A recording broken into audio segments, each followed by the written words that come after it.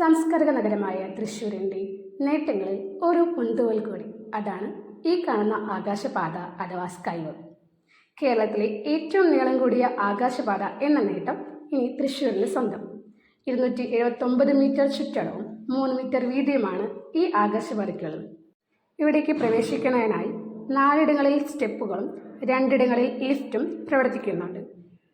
പച്ചക്കറി മാർക്കറ്റ്, മീൻ market, circus ground, bus stand എന്നിവിടങ്ങളാണ് ഈ പറഞ്ഞ 4 സ്റ്റെപ്പുകളുള്ളത്. അതുപോലെ തന്നെ സർക്കസ് ഗ്രൗണ്ടിലും മീൻ മാർക്കറ്റിലുമാണ് 2 ലിഫ്റ്റുകളുള്ളത്. രാത്രി സമയങ്ങളിൽ ലിഫ്റ്റിൻ്റെ പ്രവർത്തനം നമുക്ക് ലഭ്യമാകുന്നതല്ല. കേന്ദ്ര സർക്കാരും സംസ്ഥാന സർക്കാരും തൃശ്ശൂർ കോർപ്പറേഷനും ഒത്തുചേർന്ന് അമൃത് പദ്ധതിയിൽ ഉൾപ്പെടുത്തിയാണ് ആകാശപാത നിർമ്മാണം പൂർത്തീകരിച്ചിരിക്കുന്നത്.